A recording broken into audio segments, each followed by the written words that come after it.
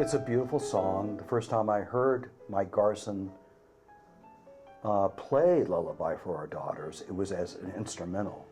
The melody line lives on its own. The construction of the song lives on its own. And then you take the beautiful lyrics that Nina Freelon wrote. It's so moving and so hopeful for the future. It was a total emotional experience. Everyone in that room, I think, felt something by being involved in that song and treated it with kind of, kid gloves, if you will. One day, probably in 7 to 10 minutes, this piece came out,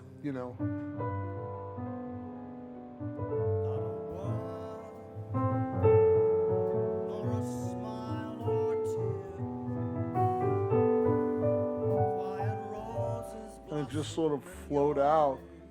And I started playing it instrumentally for quite some time. And then I felt it was screaming for some lyrics. And I was working at the time with a great jazz singer named Nina Freelon. And I knew she had daughters and I knew she could write great lyrics. Well, it took her a year, but she got them. And while they're extremely simple and there's not a lot of words or lyrics, it's absolutely a perfect lyric for the song.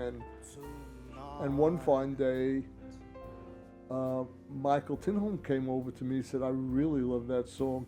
Could I sing it?" He resonated with. Well, once you write a song, that song is for the world, and anyone should be able to do anything they want with it. And I was flattered, and I said, "Absolutely, Michael." And he did his own version, and we had a great band in the studio, all wonderful musicians. He made it his own, and you can feel the love coming from him in the piece. When I recorded the lullaby in the studio with Michael and the band, it had a magic about it.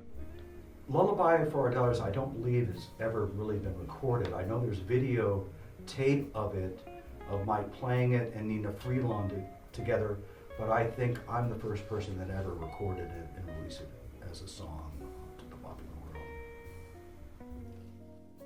Music, I've always felt, had a healing aspect to it, or was like a healing agent.